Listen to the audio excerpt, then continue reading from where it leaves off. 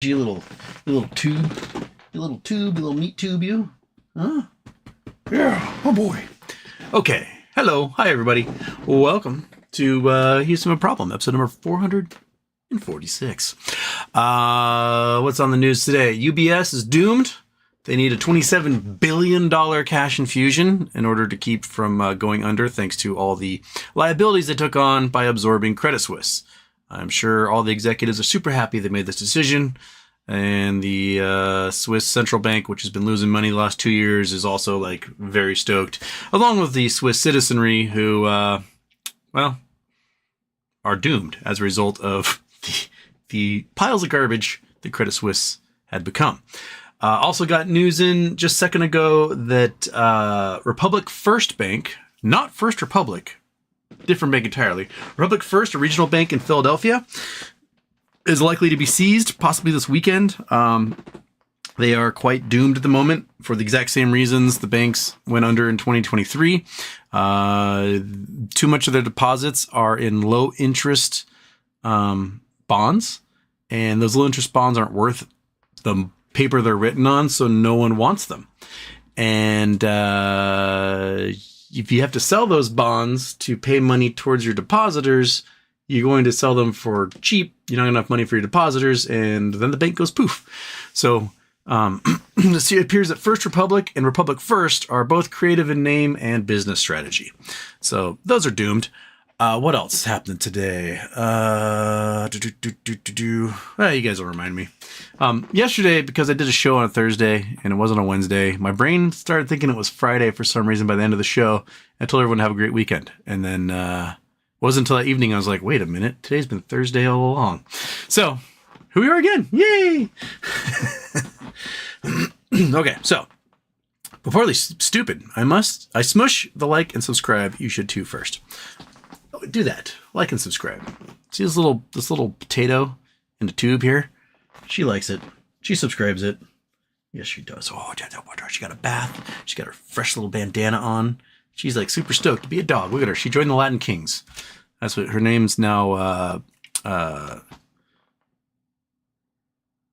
El Perro Diablo. Okay. Kelly Reed. USA FDA approved immunity bladder cancer therapy, IBRX. The volume was crazy today. Imagine no labs once it gets approval. IBRX. I did not look up that today at all. And IBRX. Okay, from 5 to 7. Not too shabby. It was bottomed out a couple of days ago at 42. Okay. Immunity bladder cancer therapy wins FDA approval. Well, there you go. Hopefully, less bladder cancer in the future. Kelly Reed says, perhaps I have birthday. Happy birthday. Vernok. How you doing, folks? How are you doing, folks? Are you doing? Yes. Oh, do you know what? I went through the news, I did the thing, and I forgot to do the other thing, which is this thing.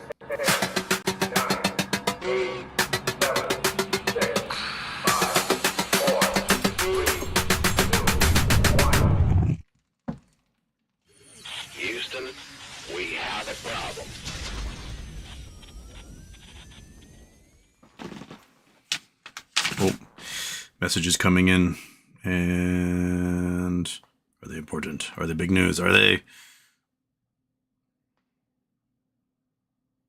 Oh, DTC to assign 100% a haircut to all cryptocurrency investments. Firms will no longer be able to utilize crypto as collateral, including ETFs and other spot products. Whoa! So they went from 3 years ago not being able to use crypto whatsoever as collateral, to suddenly being able to use crypto as collateral, to not being able to use crypto as collateral. That's pretty interesting. So that just came out. That's going to be on Tuesday.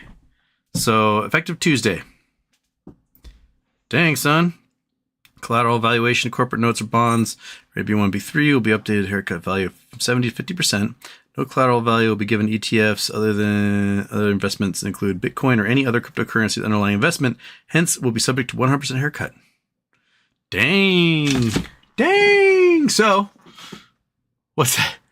Does that mean they think crypto might have some problems in the near future? Is that why they're not going to allow them to use it as collateral for anything? Interesting. Especially since the clearinghouses, the Fed's already said that they're worried the clearinghouses are going to go under. And the DTCC being a clearinghouse, it's probably making some big giant rules. So if that means like BlackRock, Fidelity, others who have made these giant ETFs for crypto can no longer use it as collateral. Do you think they're going to sell their crypto and go into things they can use as collateral to make plays? Interesting. Maybe we'll see some weird things start happening after Tuesday. In JL 2023, Feds are seizing Philadelphia Bank Republic First. Did they seize it? I just saw a thing that was like they might seize it. Republic First. Exclusive regulators set to seize troubled bank. FDA is approaching potential buyers for Republic First. So maybe the seize and then sell by the end of the weekend. So that's 2 days ago. It's 29 minutes ago. Wall Street Journal. Bank has some of the same problems with failed 2023, and I don't have a Wall Street Journal subscription, so I can't read the rest of the article. But regulators are set to seize the troubled Philadelphia Bank Republic First, and are near a deal to sell it to another lender. Fourth high-profile bank failure since last spring. Okay. Dun, dun, dun. It's happening. Little bits and pieces here and there, but everything's chipping away. There's something to yell timber at some point. Snort alert! Oh, Houston. Everybody who wants Houston to keep streaming for 30 minutes once a month after Moaz types in yes into the chat. Happy birthday. Chris Taylor, hello, yes, and hi. Houston, when's the next Charity Tuesday? Next Charity Tuesday is on Tuesday. We're going to be doing World Central Kitchen. And we've sort of turned it into an annual thing. This will be our third World Central Kitchen Charity Tuesday. And we'll have lots of 50-cent wish items that we can give away if we raise a whole bunch of money for World Central Kitchen. Copy and paste this here. Corporate walnut theoretically would be an element of fuel or I can't read. Let me just center my chi here. Theoretically could be an element of or fuel. I think it should be could there be an element or fuel that could control gravitational waves? Maybe the fuel we have now just combusts, but the Egyptians had a pool of gravity oil that ran out. No.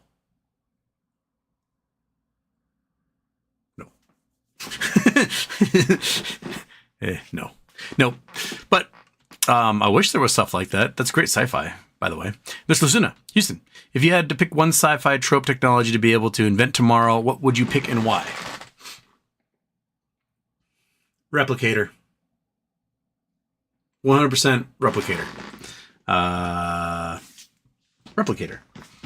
Can you imagine, like, the TV show Hoarders? If people had access to replicators, it would be spectacular.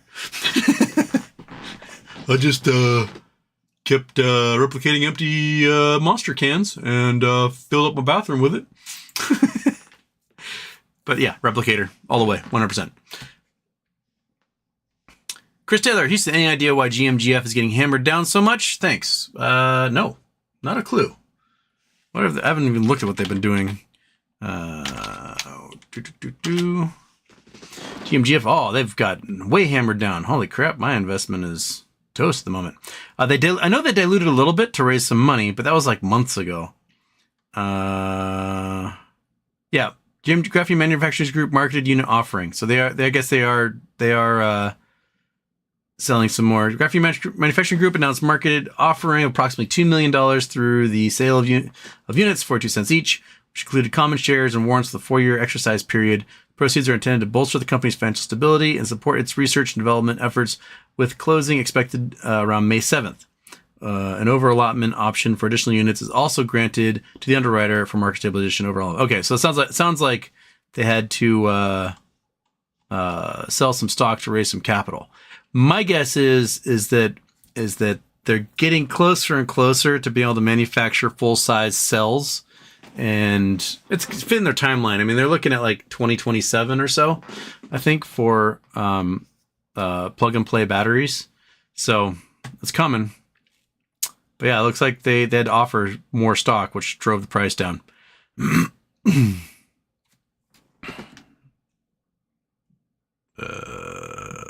Whoops. Sorry, get more messages here. Yep, more about Republic First getting seized, or about to get seized, or being seized, in the process of seizing, having Caesars. Kevin Rayon in Houston, happy birthday. With the yen continuing to collapse, how much longer before Japan has to start selling treasury bills? Any thoughts on 430 haircuts coming up too? Thanks, happy weekend. Well, we just talked about the haircuts. The DTC announced that they're cutting the ability to use crypto whatsoever as collateral. Yikes. There's a lot of hedge funds who moved heavily into it. So this may bring us back to a bit more volatility, like we saw in 2021. Remember in 2021, we had GameStop going to like $300 down to 120, back up to $300, and just did this thing every couple of months, right? And it was always preceded by a huge dump in crypto. But that huge dump in crypto always came with some random shitcoin going up like 1,000,000% in a trading day. We had like the CTX coin went from 9 cents to $3,000 or something in 2 hours during a single trading day as two hedge funds pumped it back and forth to each other. And my guess is that because these groups couldn't use this stuff as collateral, they needed to get their hands on as much cash as possible. So they would agree to pump this crap, shoot it to the moon, sell it off to a bunch of idiots. Then they'd have enough cash over the weekend in order to support, their liabilities, like the margin calls they might be facing and things like that. Stave off liquidation come Monday. And then we'd see come around midnight, Sunday, all of a sudden, Bitcoin, everything else will drop 15%. In just a matter of minutes. And then you get that crazy volatility for the week for GameStop and others. That stuff is sort of stopped because with the addition of these ETFs, they sort of started being like, okay, maybe you can use crypto as collateral, as assets for your margin and plays. And these hedge funds are like, oh, that's a little better. Whew. Maybe we're going to start seeing really weird Sunday nights again. And really weird Fridays where these coins get pumped beyond belief. But yeah, Japan, Japan doesn't really know what to do. That's simple to put that. They had an economic crisis in 97, the Asian economic crisis. Also hit, South America and Scandinavia, but we call it the Asian economic crisis. And the value of the yen got really strong, actually, during the economic crisis, which hurt their export ability because things were too expensive for people to buy from factories in Japan. And Japan responded by cutting interest rates a whole bunch, and they've been cut for the last 30 years. And they even went negative. And it was all an effort to sort of keep cash flowing through the economy. One of the problems Japan has is that their population saves too much money. People are like, oh, isn't savings good? Yes, but you also want cash flowing through the economy at all times. But the average Japanese person has $60,000 saved, whereas the average American has about $400. So Japan has a whole bunch of savings. The Japanese bank wants those people to spend that money. And the Japanese people are like, oh no, I like being responsible and saving. They got a whole bunch of pensioners. They got shrinking population. So it's really hard for them to maintain, year over year growth for a lot of their industries as a result of those combinations. And here they are with really, really artificially low interest rates. They've got, their currency is devaluing at a really high rate. They're going to have to stave off that devaluation probably by raising their interest rates a whole bunch, which is going to constrict an already stagnating economy because they're in stagflation land. And the only solution to stagflation is to hurt everyone. That's kind of it. So will they start selling T-bills? Well, if they sell T-bills, then they're going to be taking cash and putting that into the economy, which is going to do the opposite of what they do, which is like constrict things even more than they already are. So I don't know. I mean, maybe they will. It's really hard to gauge because Japan kind of doesn't. Their central bank doesn't do what other central banks would do, which is fix things. And they're like, oh, it's a problem. Let's fix this. Japan goes, ooh, we'll just keep interest rates low again. And that's kind of been their solution for the 25 years.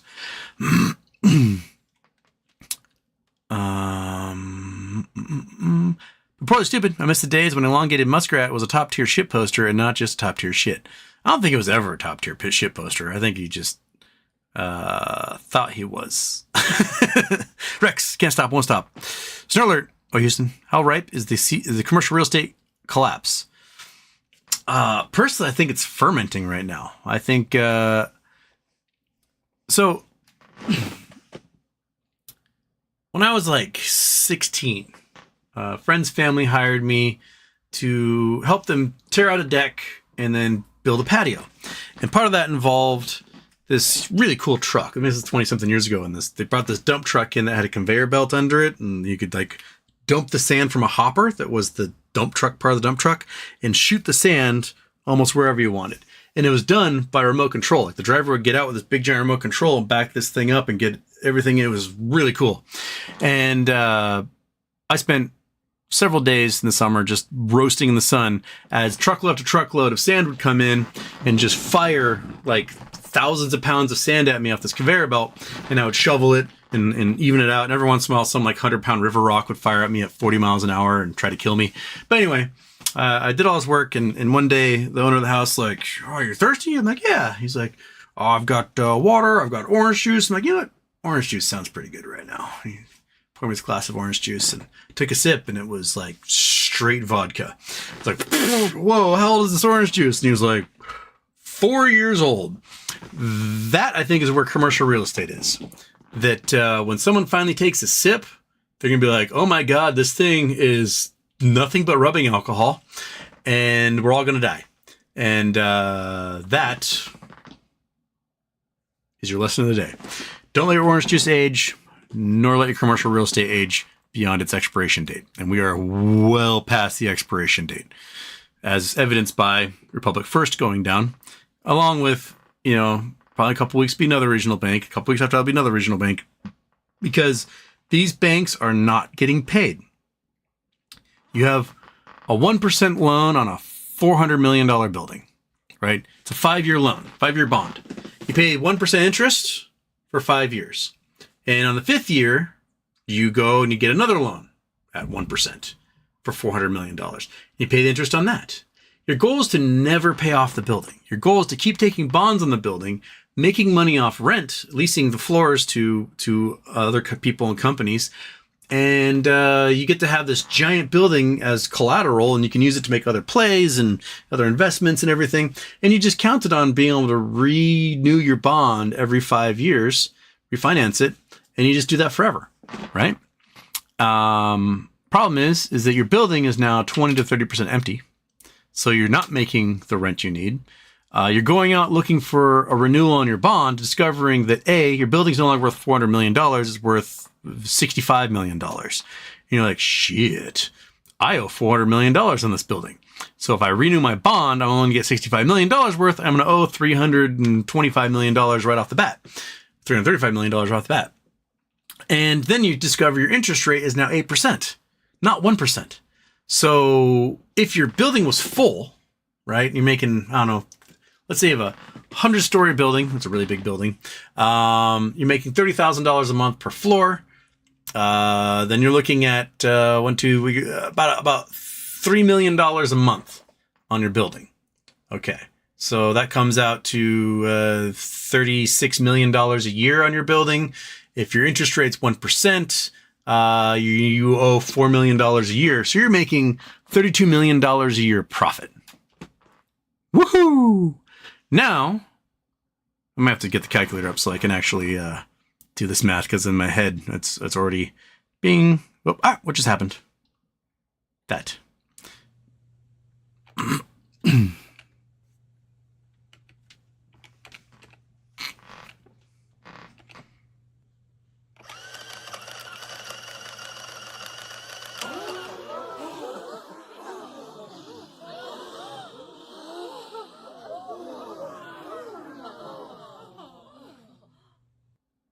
Okay. Calculator time. There's a calculator. Okay, well, I said we had 100 floor building. Oops, that's way too many floors. 100 floor building, $30,000 a month per floor. So you're doing $3 million a month times 12. That's $36 million a year in revenue, right? 1% interest on a $400 million loan. That's $4 million a year. So you're you're clearing $32 million bucks. Okay. Now your building is 30% empty. So you have 70 floors. And to be able to entice those people to stay, you're reducing prices. So maybe it's 70 floors at $20,000 a month. Okay. 70 floors at $20,000 a month. Oops. You're making $1.4 million a month. Cool. Times 12. That comes out to $16 million a year. Okay. And you have a $400 million building that now the bond is 8% a year. Oops. 0.08. So now you owe $32 million on that bond every year if you were able to get a $400 million bond. So you're losing about $20 million a year right off the bat. Okay. Or you can take a bond for $65 million and somehow owe $335 million that you don't have. So this is what the problem is that all these commercial real estate banks running into and all of these real estate investment trusts, which is why these real estate investment trusts are just walking away. They're like, building's yours, Iowa Farmers Bank. And Iowa Farmers Bank's like, oh God, no. We're going to put it on 10X for auction and we're going to make $1 million off of this thing because no one wants our 40-year-old office building in, Jacksonville, Florida. This is the huge, giant problem that's facing commercial real estate. Oh my, art. And the huge giant problem facing Houston real estate, which is right drop the button. I heard turn off the Houston, we have a problem. Calculator button. Right, monkey? I did that. Why couldn't I do the other one? Why? Why couldn't I do the other one, monkey? Why couldn't I do the other one? Why? ¿Por qué? Monkey? Yes. Get your head off. Okay. Daytime intro. Sip of water. That's what I need. I need a sip of water.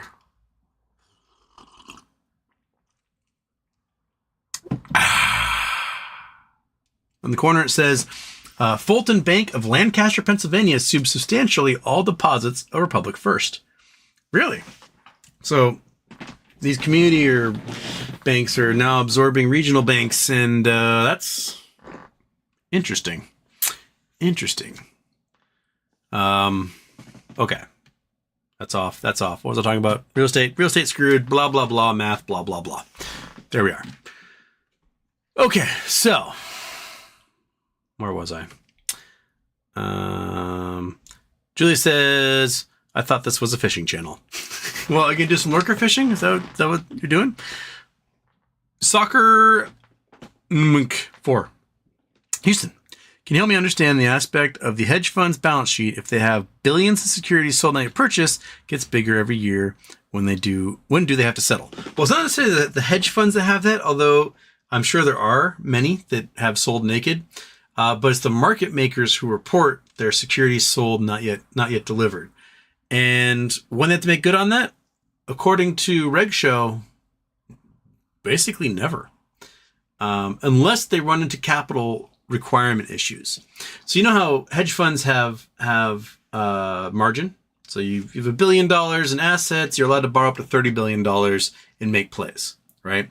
If your assets shrink or your liabilities grow above that 30-to-1 ratio, that's when you get a margin call. Ring, you pick up the phone, like, hi, this is the DTCC or the Goldman Sachs or whoever's your prime broker.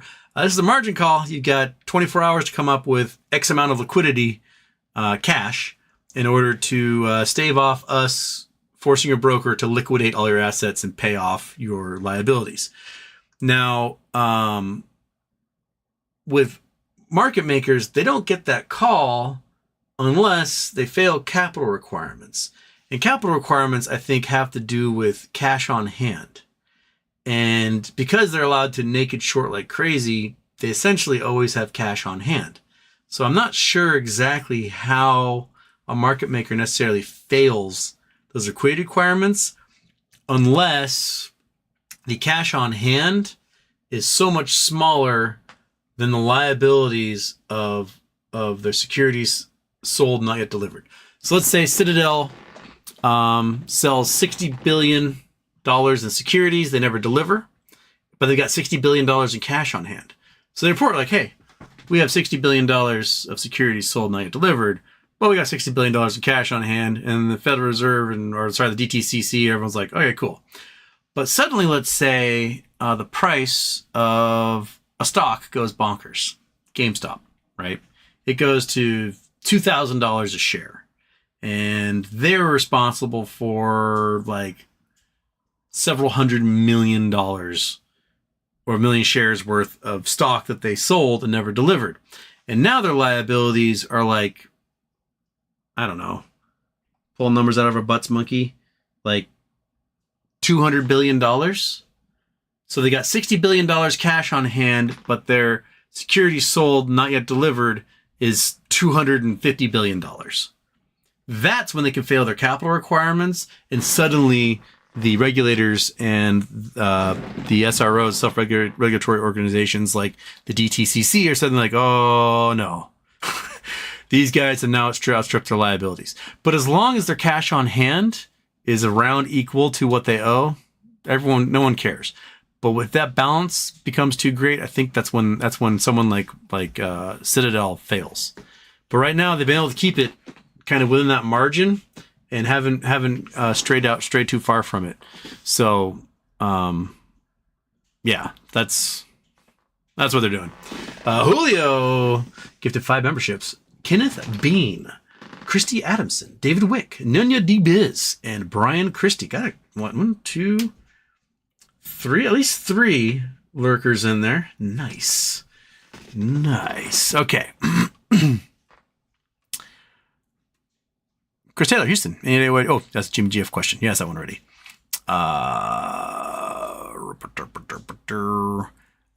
Oh, Rex. Where would you go, Rex? I just reset. Let's get that juicy clearinghouse news. Karen Mirza, what's your view on the universities around the USA and the use of police force about First Amendment rights?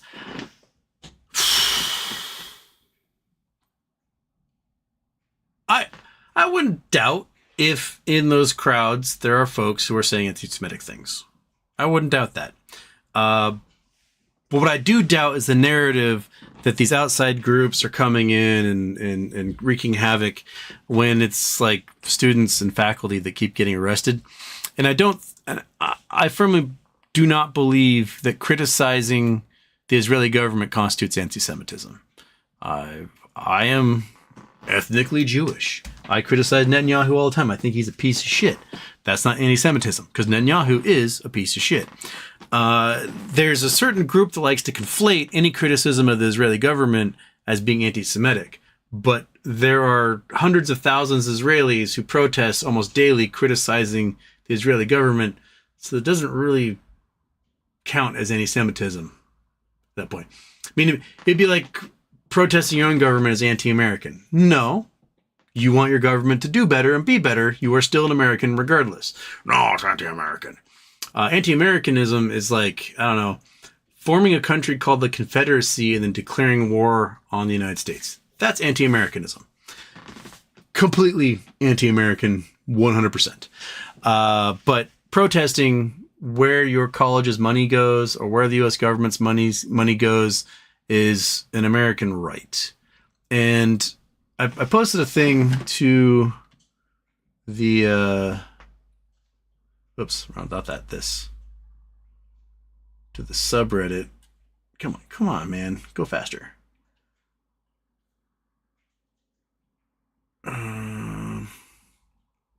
Why isn't? Oh, there we go. That's where I want. Okay. So, this. And you. There we go. Okay. So, go grab it. I just signed a law protecting free speech on college campuses. And then Arrests being made right now and will continue until a crowd disperses. These protesters belong in jail. Anti-Semitism will not be tolerated in Texas, period. Students joining hate-filled anti-Semitic protests, any public college or university in Texas should be expelled. Okay, so it doesn't quite believe in free speech. And the chaser, Texas GOP Executive Committee rejects proposed ban on associated with Nazi sympathizers and Holocaust deniers. So basically, a huge chunk of fundraising that happens for the Texas Republican Party happens via dude, is it Chris Russo? Is that his name? Who is a neo-Nazi. And he raises a whole bunch of money, and he's featured very prominently in Texas politics. And he's straight up like swastika tattoo having neo-Nazi weirdo. And but the Republicans, like, people are like, hey, why don't you like not associate with Nazis? And they're like, but they raise all our money. So they're okay with Nazis if they raise money. They're not okay with students criticizing the Israeli government because those guys didn't raise them any money. And they totally believe in free speech on college campuses unless that speech on college campuses is actually happening. So Greg Abbott, 100% just bang up job there, buddy. Way to stick to your guns and not at all have rampant amounts of cognitive dissonance in your thoughts, actions, or beliefs. What's funny is the most prominent person that was arrested at these rallies first was the head of the philosophy department, who was like, I don't know why I'm being arrested. Please tell the rest of the department that I won't be there today. And she's being hauled away by a police officer wearing a balaclava. So, ski mask, if you don't know what that is. All right. Just phenomenal cognitive dissonance all around. Here's one of the problems that's happening is you have protests happening on campus. Protests happen on campuses all the time about everything. That's what half of college is about. You're like, well, I don't want to study. I'm going to go protest some genocide or whatever. And you go and you do that. The problem is that you got guys like Mike Johnson, Speaker of the House, who's like, the president of Columbia University shouldn't be allowing this stuff to happen. And the president of Columbia University, rather than being like, dude, go fuck yourself. I got a college to run. Instead is like, I don't know what to do. They do the wrong thing. And they decide to like Kent State the whole thing, and then it becomes a disaster in the long run. The first college president to basically tell Mike Johnson to go stick it up his ass is going to win. Because it comes down to the Senator McCarthy, do you have no shame moment. These Republicans are spineless weenbags. They're absolute pussies. And if you tell Mike Johnson to go fuck himself on national television and eat a dick or whatever, he will shrink into himself like a black hole and just disappear. And the problem is he can't be like, I'll go fuck myself because my son monitors my porn consumption, therefore I can't go fuck myself right now. They have no. This is why Donald Trump was able to run rampant through the Republican Party. Was he just told them all they're a bunch of stupid losers, and they went, yes sir. You have to up the rhetoric. You cannot legitimize their talk. You can't legitimize their concerns. You just tell them to go shove it. And you know what they do? They go, oh yes, sir. Because they're spineless weenies. They're 100% spineless weenies. They're opportunistic cultural warriors. And if you just shove it right back in their face, they give up. Right? If you just own it, they don't know what to do about that. It's like Chalupa Batman, right? I brought Chalupa Batman home. He's a cat. Monkey Butt was like, I'm going to eat this cat. It's going to be amazing. And I opened the cage. Chalupa Batman stepped out. Monkey's like, I'm going to eat you. Chalupa Batman's like, sup, bro? And Monkey's like, I don't know what to do with that. And now they're buddies. Right? like if you don't give in to the dog chasing the car or whatever, the dog doesn't know what to do with the car when they catch the car. They honestly don't. So, I'm talking about dogs and your head keeps bopping up around. Neither do these cultural warrior stupid populist moves that guys like Mike Johnson do. You just call them on it and they give up. They move on to the next thing. Like they're complaining about the border. Oh, the border. Oh, we're not going to pass Ukraine funding unless you do something about the border. And then then Biden's like, okay, here's a bill. And they're like, oh, we can't pass that right now because that'll give you a win. And he's like, okay, I'm fine either way. And Republicans like, Durr! Right? It's a little bit of jujitsu in there. And you just use their body weight and just fling them across the room, and there you go. So, yeah. But regardless, like, don't blame a religion for the actions of a minority of that religion. We've figured that stuff out by now, right? The people who are inside that religion opposing the bad actions, they're doing what they can, right? It's no different than blaming all the Palestinians for the actions of Hamas. Hamas took over those people. They won a plurality of the vote, meaning they won like 30% of the vote, which is more than enough to take charge. It's not a majority. And then they've never had an election since. And it's been 15 years since they had that election. And just in September, hundreds of thousands of people in Gaza were out protesting Hamas, telling them to get lost because their lives are not better with Hamas in charge. They want them to go away. And Hamas's solution, we're going to kill our own people. That was their solution. The folks are powerless, and they're trying their darndest to make their lives better. The solution is not, hey, we're going to carpet bomb a whole bunch of children because 51% of the Gazan population are 17 years or younger than 18 years old. That's not the solution, especially if you're not hitting into Hamas people, especially if you keep killing the hostages that was your goal to free in the first place. They gassed some of them in tunnels. They blew some of them up. There's a whole group of them that painted like in Hebrew, hey, we're hostages over here, help us. And then when they came out white flag, they got gunned down. Like there seems to be no clear actual purpose with the bombing campaign. And I get it. Hamas sucks. They do. They absolutely suck. They're awful. They're terrible. But they're also the creation of Netanyahu. Netanyahu had an agreement with Hamas in 2007. It was like basically like, hey, we'll support you guys if you get rid of the PLO and Fatah. And Hamas is like, hell yeah, brother, let's do it. And so Hamas came out with all this like, middle ground rhetoric. Oh, we've changed, whatever. And then they assassinated all of their competition. And then they won election. And then Yahoo's like, perfect. Now you can launch missiles every once in a while. And everyone will be so scared they'll keep electing me. And we will send you money. And they sent them so much money. There were times when Netanyahu aides got busted at the border with like 30 briefcases full of cash that they were bringing into Gaza to give to Hamas, right? And what would Hamas do with that cash? Buy missiles from Iran. And they would launch those missiles into Israel. And then Israel would have their Iron Dome blow stuff up and everyone would freak out. And then they'd reelect Netanyahu, despite the fact that Netanyahu is a giant criminal and he's been convicted by the courts and he should go to jail. But he hasn't gone to jail yet because he still remains prime minister. And he'll remain prime minister as long as this war goes on. Therefore, the war will never end because he's got a 7% approval rating. And if snap elections come along, he's out. He's done. And then they're going to put handcuffs on him and you'll never see him again. So that's why he's got to keep this war going as long as possible and got to go into different play Rafah and whatever. He's got to just blow his way up all the way down to the Egyptian border because he just can't get away with it. So we've gone down as much of a rabbit hole in that one as possible.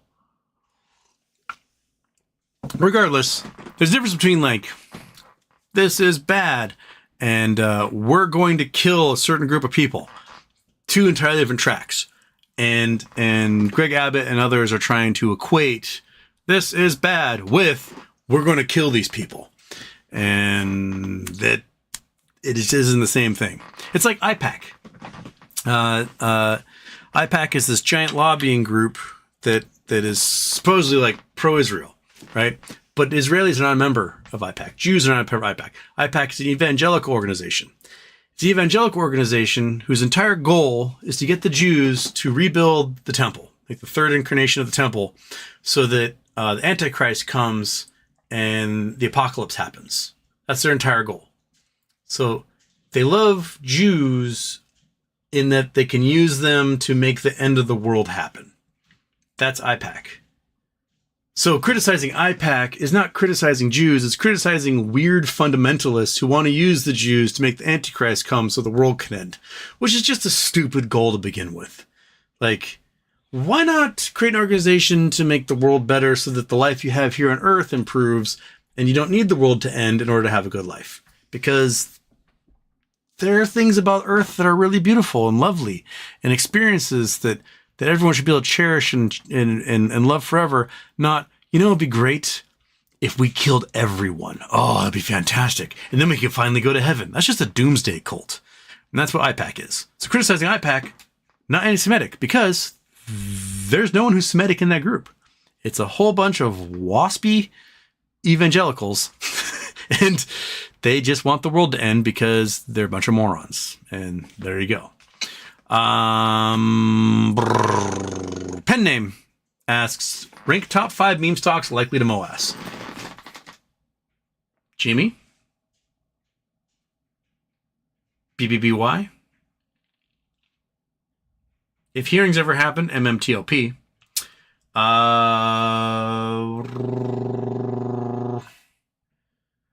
Well, the next one's on that list. There's probably stocks. Yeah, it's put the tier below that. You might have, your Blackberries, Nokias, probably like Finger, Ader, Spurt. There's a whole bunch of like next tier down that are of high likelihood. But I think once the basket goes, if the companies aren't actively like diluting into the market in huge amounts, there's going to be 1,000 of them, 2,000 of them. They're all just going to fly. They could be on the regular exchanges. They could be OTC. They could be expert market. I mean, Lehman Brothers went up 13,000% on Wednesday. So, these expert market ones, crazy things happen all the time. Sears just became a bank, apparently, according to my Schwab account. They're listed as a banking stock. So, weird stuff is happening all over. And it's getting warm in here. What is 73 in here, so not super warm. That feels very warm in here. The fancy clock has got a thermometer on it. Okay. Says 54, 2 days in a row, I feel like a newlywed. We can get 2 days in a row next week at least. Maybe even 3 if I have the energy on the following Wednesday. Chris Taylor, who gets margin called first about the collateral?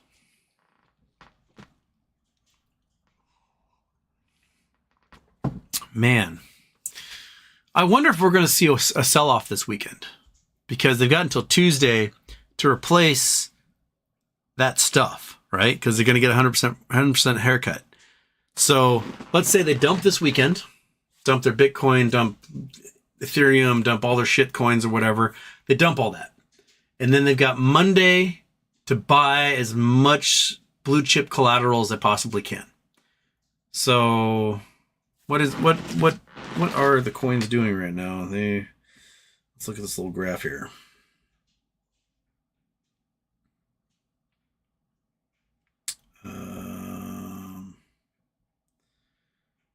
Oh, they're red. Bitcoin's at 63. So Dogecoin's dropping real fast. Solana's dropping really, really fast.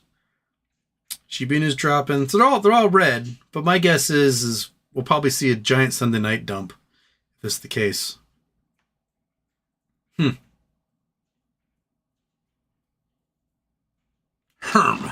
Interesting. Yeah. So then they got to buy up a whole bunch of things on Monday. So you might see a green day on Monday as a result if they're dumping all this cash from their crypto sales into blue chips. I guess it's another way to bolster the market. N9 Houston. I wonder if that'll have some sort of effect on all tokenized shares suspected to be used for collateral. Ding, ding, ding, boo! Because tokenized share is crypto and not anything real whatsoever. Regardless of whoever tells you, oh, it's backed 1-to-1. No, it's not. You made 500 billion of these things. There's only 75 million of those shares. How is it backed 1-to-1? Because we said it is? No. It's it's silly. It's 100% silly. Pen name. Why does AMC have the most shills FUD if the threat is so low? Why not allocate resources to create FUD for top meme stocks? I don't think they have the most FUD or shills. I think they probably the same number of FUDsters and shillsters. The problem is that there's a whole bunch of people who truly 100% got burned really hard by Adam Aaron, and they're pissed off because they look at their investment, it's down 99.5%, and it doesn't have to be. But Adam Aaron made a whole bunch of choices he didn't have to make that then caused that to happen. And I think that is the biggest problem that they have. So yeah. Yeah. There you go. But there's a lot. I mean, there's remastered pages dedicated to just meltdown pages and remastered pages dedicated to just GME and other meme stocks. And I think those guys have more legit shills in them than the AMC folks do at this point. I think AMC is mostly people who just got burned by Adam Aaron. There were probably more shills in there back in the day, but then Adam Aaron did all the things to help the shills. The shills were like, nice job, Adam Aaron. Thank you. I can go on to other things now. Okay. Says54 is a computer share acquiring part of BNY Mellon. I thought BNY was a big bag holder, or will this allow people in computer share to sell faster and easier? There was a lot of speculation that BNY was who was holding Bed Bath & Beyond shares, the BBBY shares. It's interesting that computer share is acquiring a big chunk of their company that has to do with the transfer agent stuff. I have no idea if we'll allow them to sell faster and easier at all. I don't know what it entails. But it is curious that those two things that have been speculated to be related are now definitely 100% related. Grape Knolls. Honestly, or it's used to, it says, what is the best activist art you've ever seen?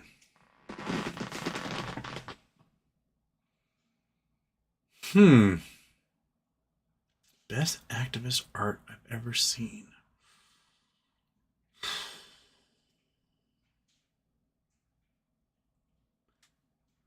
The WPA murals were amazing. Absolutely incredible, amazing. The works that Banksy did in Ukraine, also phenomenal. But I think my favorite activist art is, I think it's in Romania. Maybe it's Bulgaria.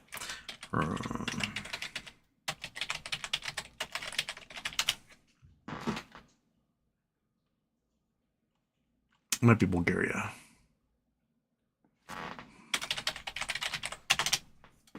Yeah, Bulgaria. That's bad. That's awesome. And Russia gets super mad at it because it's a big Soviet mural that the Soviets built, and it keeps getting painted like this, and it's just remarkable. You ready? So they keep painting it as like Superman, the Joker, Wolverine, Santa Claus, Ronald McDonald, etc. And the Russians hate it so much, but it is brilliant. Let's even get a bigger photo. Bigger photo.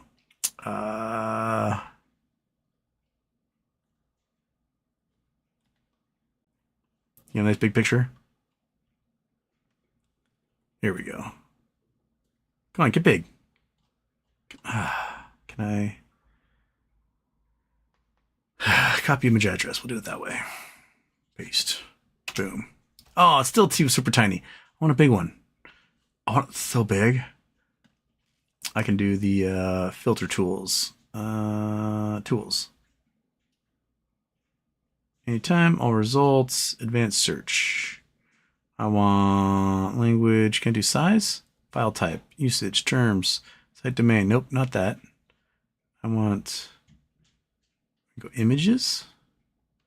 We're going to go more tools. There we go. Size. That's what I want. Large.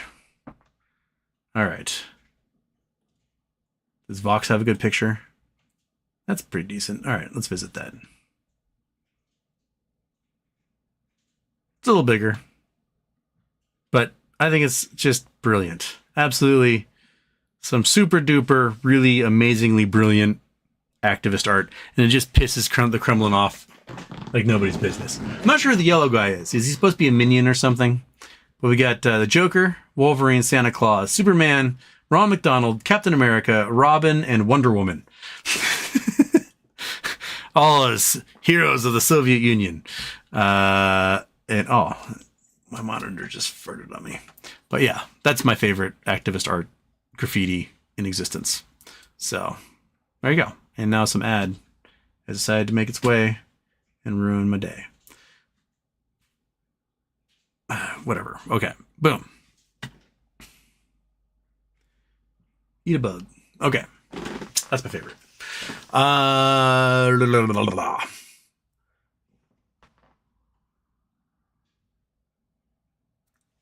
Michael Harrow, Houston. I live in Philadelphia and I'm off on Monday. Should I go film Bank Run on Republic First? You might not get the chance because it sounds like they just got picked up by a Lancaster bank, and they'll probably like figure everything out this weekend, and then you'll just be a customer of that bank from that point forward. Pen name. There's so much anti-AMC articles on Fox News than any other meme stock, even today, not even close. I mean, there's being like, there's FUD, right? There's fear, uncertainty, and doubt that gets spread. People can post poor things about companies. And then there's actions which are bad, which get reported. I wouldn't doubt there's a little bit of both happening with AMC. You got some FUDsters, and then you have actual news articles that are like, this is stupid. Shareholders are paying the price. And you got both happening at the same time.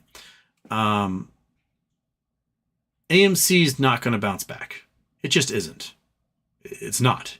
Because Adam Aron's going to dilute another 2 billion shares. We've covered this several times. He's got to sell 2 billion shares into the market in order to pay off the debts they have in order for them to make a profit. They have $4 billion-ish in debt. They lose $400 million a year. Almost entirely their losses are attributed to interest they're paying on the debt. And they got to get rid of that debt. They just got to get rid of it. Or they have to have a buyer come in who can scoop them up and then just take that debt and throw it into, Disney or whatever. Who cares? It's just drop in the bucket at that point. But Adam Aron sucks. He sucks really, really hard. And AMC will not succeed until that guy is gone. He needs to leave. The entire board needs to leave. I mean, the board member and head of their marketing was head of marketing for Radio Shack, Blockbuster, and Washington Mutual prior to coming on to AMC. That's a dude who's paid to destroy companies. Like, his track record is terrible. He is there when a company dies and he's in charge of their marketing. Then their marketing is absolute trash. So why is that dude? Why would that be the man you hire to run your marketing? Is if every company's ever worked for, he ran into the ground. It's just, just get rid of him. Go away, Adam Aron. Go away, rest of the board. Bring in people. There are people in this chat who have had more shares than the entire board put together. And the way the language of the board is set up is that you cannot come in and change it as an investor, despite the fact that one time investors owned 85% of the company. So that's counting like your BlackRocks and Fidelities and, Vanguards and stuff who all try to pull huge chunks of the company. 85% was owned by the shareholders, and the shareholders had no way to replace the board. That's crazy. That's terrible bylaws for the articles of foundation for the company. The only way you could seat someone new on the board, you can nominate someone, but it has to be seconded by an existing board member. And then the board votes on whether that person could be a nominee on the annual shareholders ballot. So without the existing board members, who are terrible people, going, yeah, you know what? We're going to let that guy on the board. There's no way to get someone on there. So they're going to continue to suck because they're a little insider clubhouse, and they just are terrible. Just terrible. Okay. Braden, Houston, are you holding any GME calls to this move? Of course not. If I did, they wouldn't be moving. But yeah, it did a good jump. It's almost $12. We'll hit what, 11.75 today? Something like that. 11.90. Man, went over 12 for a little bit today. 12.15. So it's at 11.90 right now. So I know that there was like $700,000 in $12 calls that were purchased a couple of days ago, and that person just made a fortune. Mr. Osuna, Houston, 1 billion Mickey Mouse lunch boxes from 1993. Is that how many it got sold? I think I had a red Mickey Mouse lunchbox at one time, red plastic one. I was probably in 2nd or 3rd grade, which didn't do me any good because lunch was $1 subsidized, so I just ate at school because it was $1. My mom's like, that beats me having to make you food. It's way cheaper to have the school do it. Joseph Lee, has any currency ever had to do a reverse split? A peso did. The peso did back in the 90s. I forget exactly. So yeah, they've done it before. Mexican peso reverse split.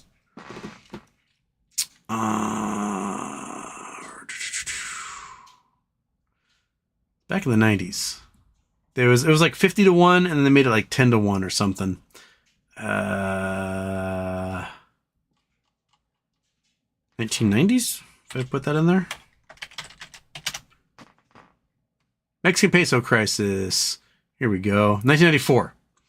So Mexican peso crisis was a currency crisis sparked by Mexican government's sudden devaluation of the peso against the US dollar, December 1994, which became one of the first international financial crises ignited by a capital fight.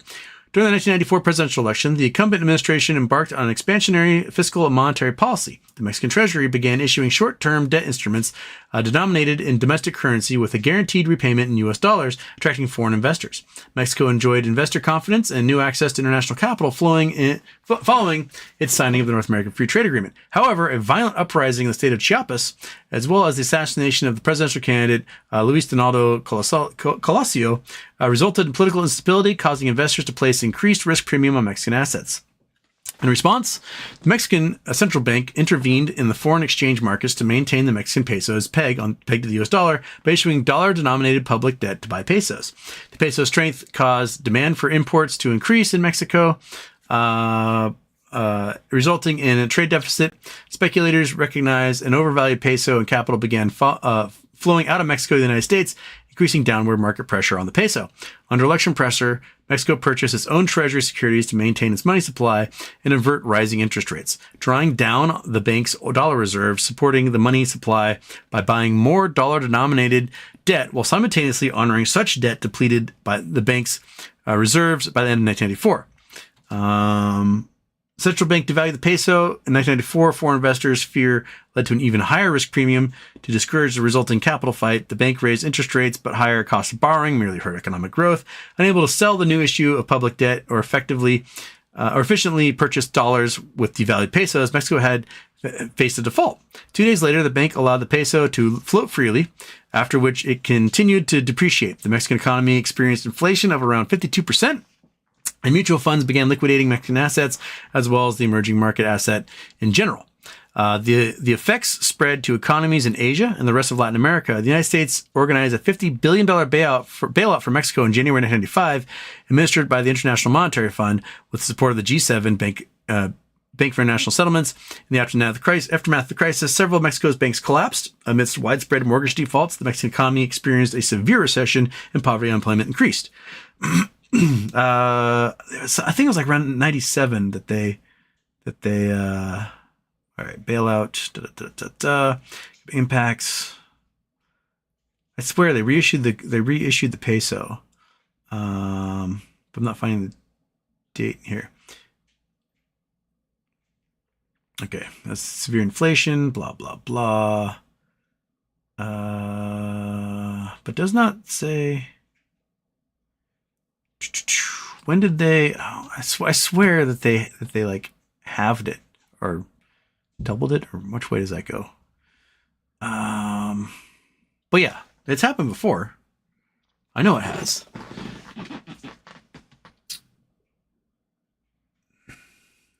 When I start to get too much recent stuff, not stuff from the 90s, when that was happening.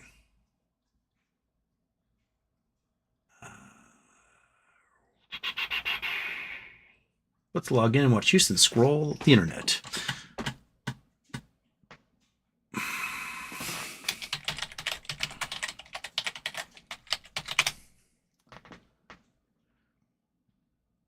Not stock reverse split, currency. Yeah, I know there's got to be examples out there. I'm not finding them immediately, but I understand the question. Kenneth Bean, hello. Corporate Walnut puts on IAT. Which one's IAT?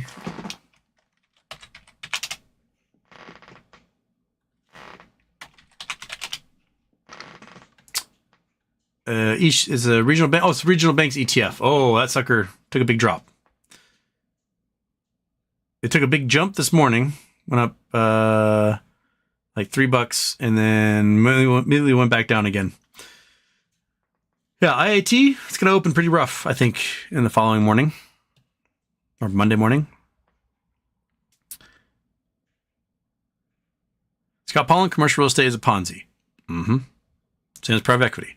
Mm-hmm. Citizen 54 replicators are now real. What would be the first thing you replicate? Laws are in place against currency, minerals, gold replication, etc. First thing I'd replicate. I mean, I hate cooking, so obviously I'd be like, make my favorite meal, bing, blunk, and good to go. That's first and foremost, replicate away food. Second, probably would be replicating things like auto parts, tools, stuff I can do things with. Monkey, what would you replicate? What would you want? You'd replicate treats all day long. You would. 100%. You'd be replicating treats like nobody's business. You'd be like, treat, bling, treat, bling, treat, bling. And you just become a little fatty. We know it. The cat would replicate catnip. That and Fancy Feast. But yeah, probably tools. Things like that.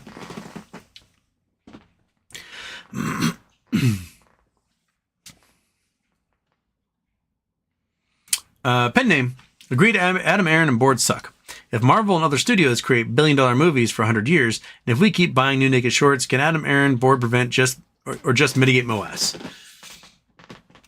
My guess is that they've got enough ability to issue new shares that they can mitigate the heck out of MOAS if they want to. Because as we've seen, whenever the price goes up like 20 cents, he dumps 25 million shares in the market and just crashes it right back down again. So today post is like, hey, these are preliminaries for our financials. So we're doing really well for Q1.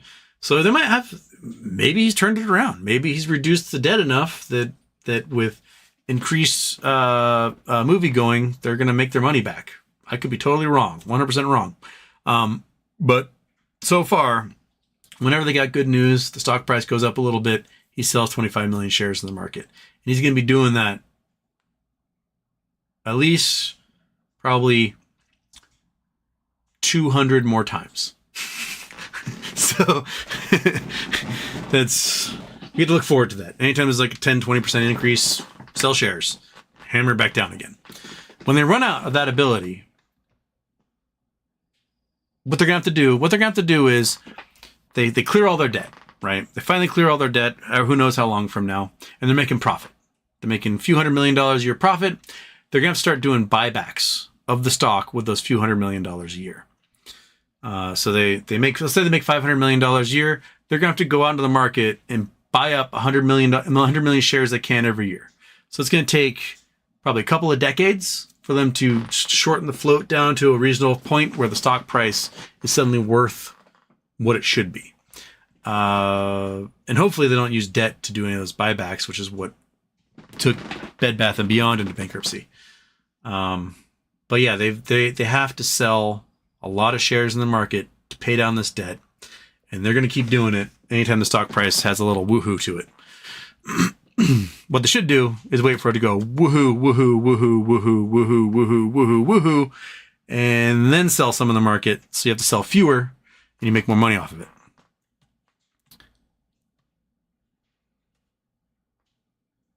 Christy Adamson, ask your doctor for levocetrizine 10 milligram daily and carbocystine 3 times. Is this for my allergies? How do I spell that? For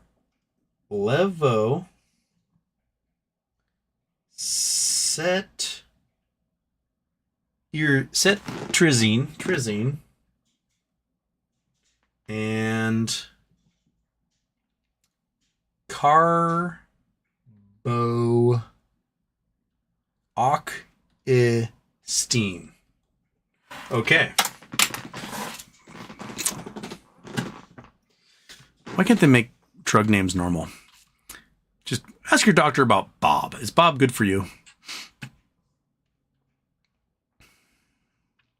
Scott Pollan, great interview recently with Jamie Dimon. He goes over state of the global economy and real estate in the USA. Some cities are going to get decimated, others not so much because they are desirable areas.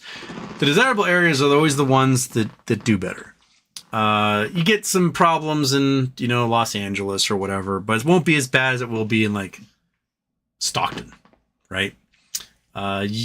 You'll get some problems in New York City, but won't be as bad as, I don't know, East Bumfuck, New Jersey. You'll get some problems in downtown Seattle, but won't be as bad as like Enumclaw. That's usually where like people have moved out from the city. They're in the hinterlands. There aren't as many jobs out there. The commute sucks, but that's where the homes were affordable. And they were on the bubble anyway. Lose their job, house goes under, done. That seems to be kind of how it goes. You live in Stockton because you can't afford to live in San Francisco, right? That's that's why you're in Stockton. No one goes, what my dream is? My dream someday is to live in Stockton, California. No, you end up in Stockton because either you were born there and you could never afford to leave, or things went wrong and that's the only place you could afford to live. That's how you end up in Stockton, California. Same thing with most of the Midwest. You're either from there and you can't afford to leave or don't know you can leave, or you end up there because life failed you. And that's where you are. You are in a tiny little town that's affordable now. And that tiny little town is affordable because you don't have mountains, oceans, jobs. Only so many Subway sandwich artists can occupy, 1 square mile.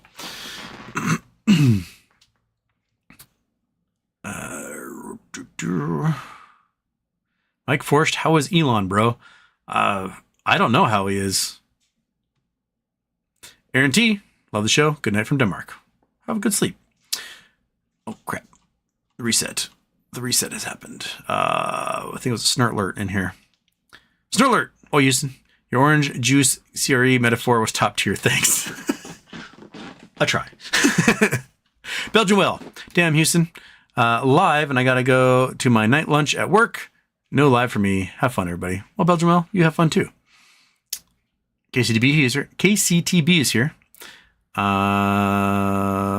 Snort alert. Oi, Houston, crypto death blow finally?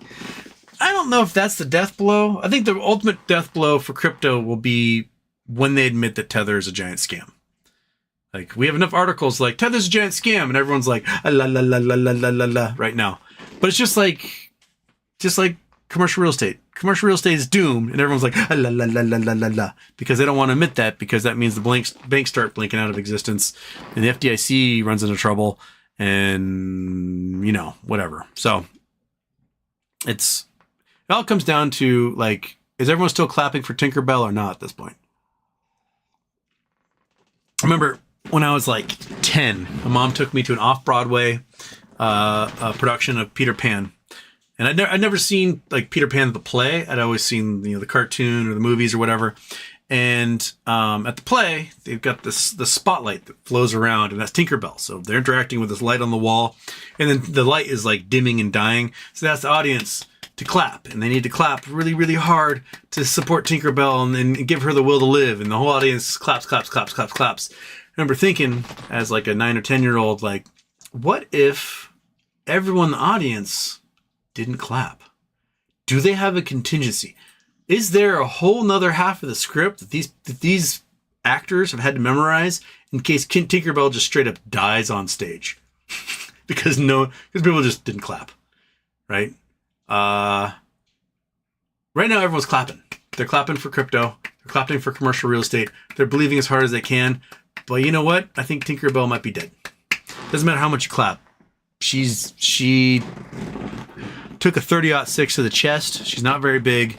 And she's done for. So, but they're clapping still. They're clapping real hard.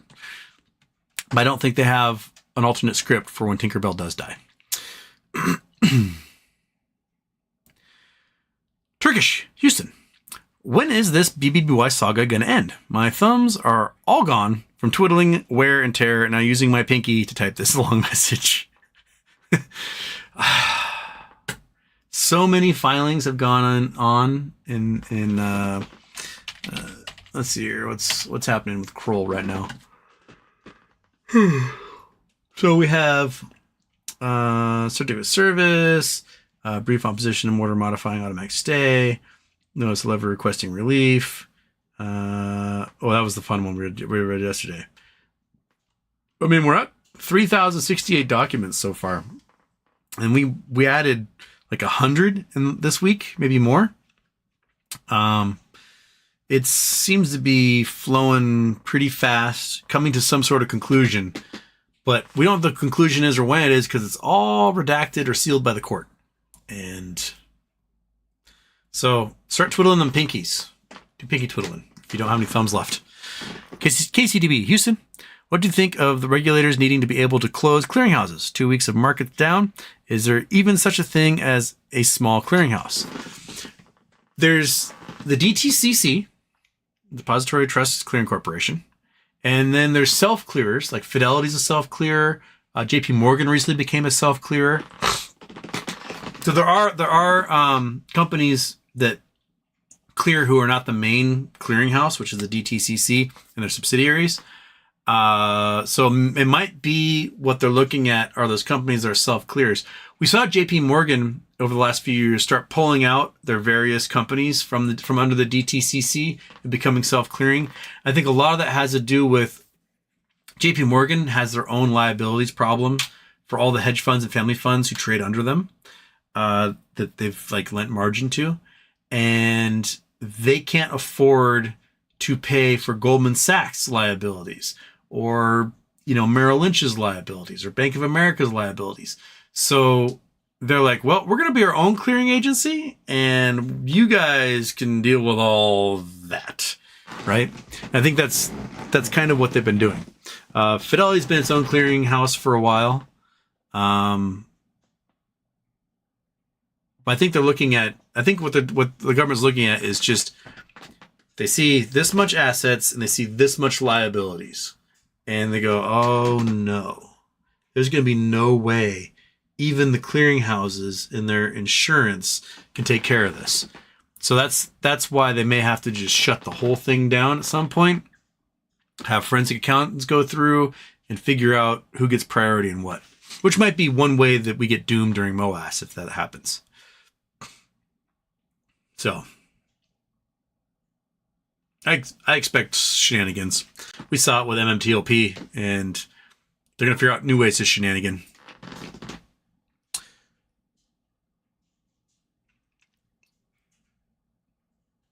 Suljo, all a matrix attack. I don't know what that is. KCDB, Houston. Do you actually see some settlement over MMTLP, and would it be 1,000 per share or less?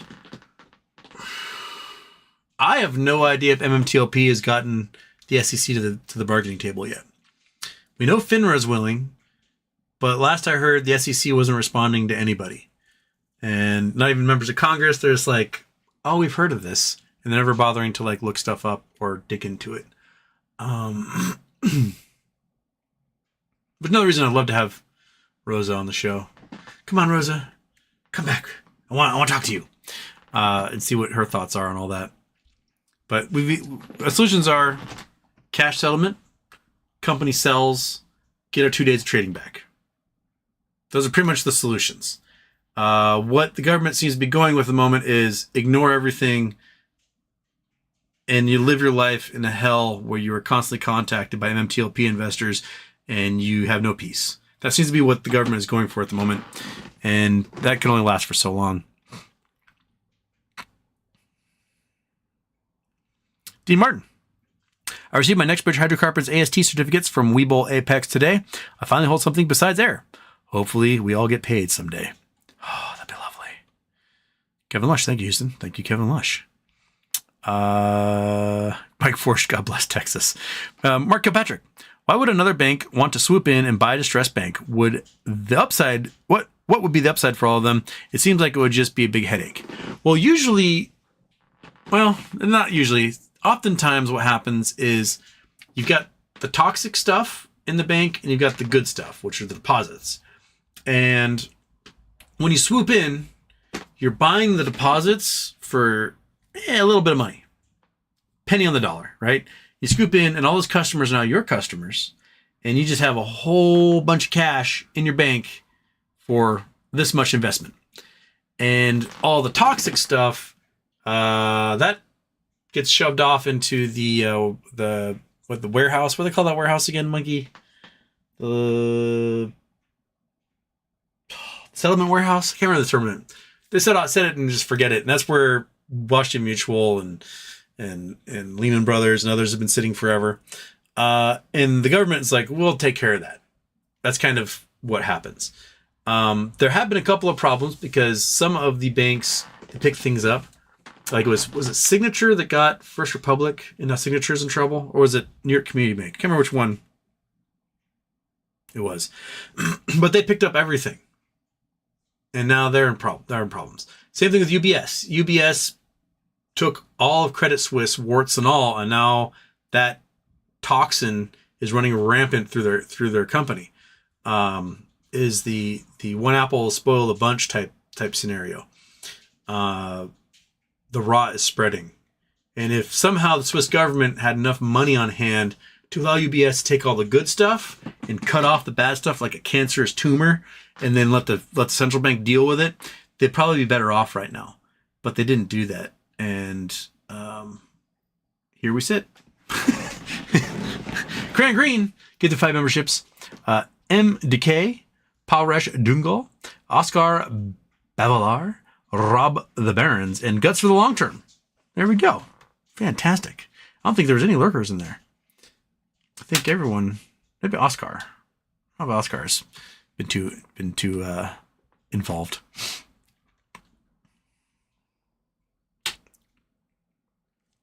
Antonio Baez says yes.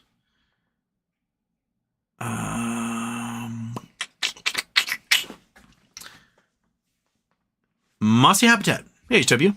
I've been wondering, want to update your video tags to swap popcorn for MMTLP, including MMTLP, etc. Might help boost and refine your audience. I appreciate your discussions. Because that involves doing things. Let's see here. Do I still have...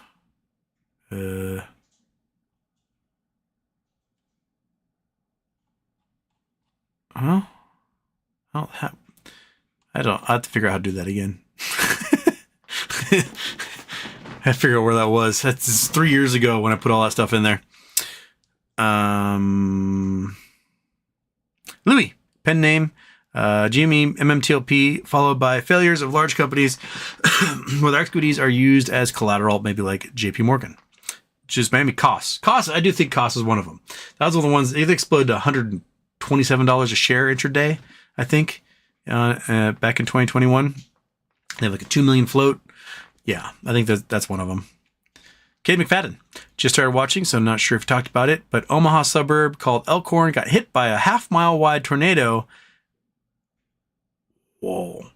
At a VROT of 112.3, top 20 of all time. Holy smokes.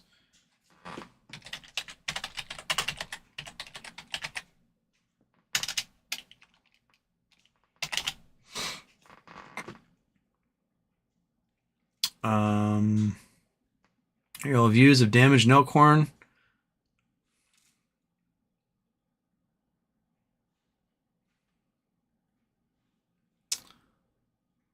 So here's aerial view of the damage. Just turn these houses into toothpicks, man. It's like a little construction site was being cleared to build more houses at this spot. Goodness gracious. Absolutely terrifying. Tornadoes are so terrifying.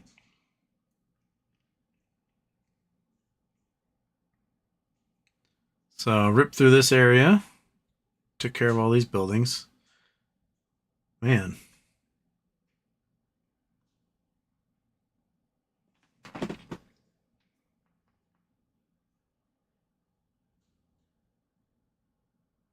We just ripped these places apart.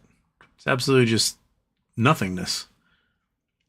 Look, it seems lucky that it only hit these homes, and it was this part at least focused on what looked like a cleared field for probably more construction. So there wasn't more damage than that, but damn.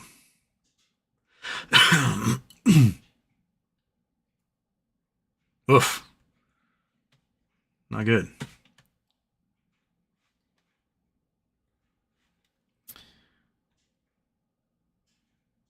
Sometimes sommelier, maybe a stupid question, but is there conceivable way that finger shorters can keep price down after finger execs ring NASDAQ's closing bell on Monday?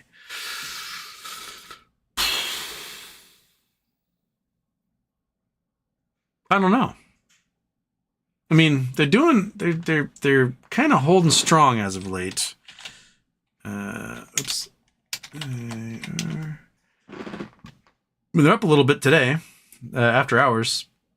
328 hit a peak of 370 after hours, currently 358. I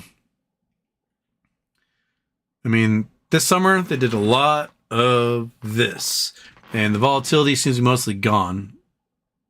I've been sitting at around $253 for the last 5 months or so. So it seems to be on its way up at the moment. Maybe things are happening to finger. Maybe finger's getting fingered finally. Seems good. But it is, it's usually a bullish sign when they're going to be ringing a bell, opening or close. It just says FINRA justice for MMTLP shares. Yes.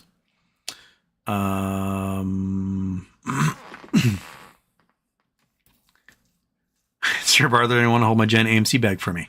Yeah. Jesse, Congress needs to subpoena blue sheets from MMTLP. Exactly. The funny thing is like when Congress asked about the blue sheets, they're like, well, the blue sheets don't really have all the information, in them. The Congress should have been like, well, give it to us anyway. Let us see what the information is in there.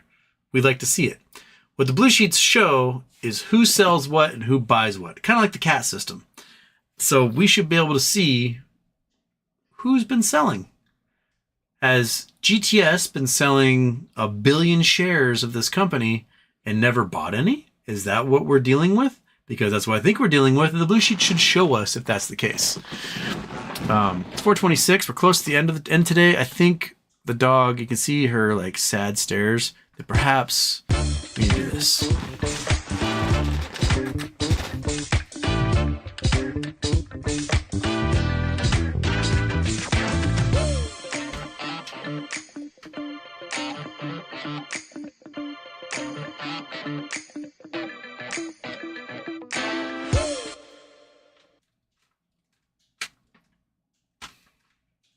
Look at that tension. Look at it.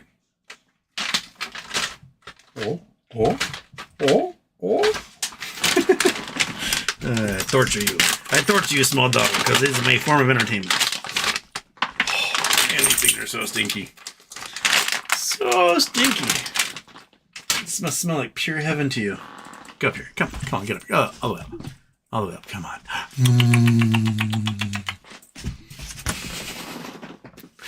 Okay, turn off the Nuggie stare. There we go. Okay. Couple minutes left here.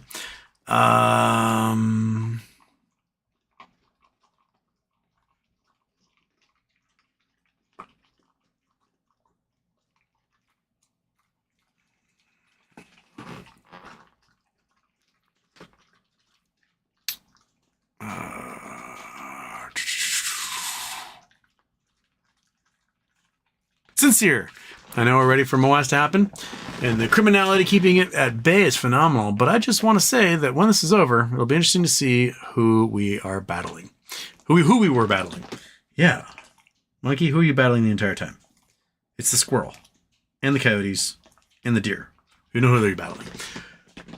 I think we will see some of the main players, but I think a lot of family funds will make an appearance. The Bill Hwangs of the world. They're going to show up, and we're like, oh wow, that $1 billion family fund is gone because of this. That $700 million family fund is gone. This, that $20 billion family fund is gone as a result of this. They do not have to report their plays unless they own 10% or more of a company. They don't have to report their short plays. They don't have to report anything. It is all a little family secret because they're not a publicly traded company. And we've seen the damage that a little mid-level family fund can do, such as Archegos. It can wipe out basically an entire country at this point. Switzerland is done because of the fraud that Archegos was doing. And there's 7,000 other family funds who have that much or more that they're managing. And they're doing short plays and everything else just like that. They're borrowing money on margin exactly like the hedge funds, exactly like Melvin, exactly like 0.72, exactly like all those other jerkwads. So, yeah, there's going to be quite a few of them who make an appearance.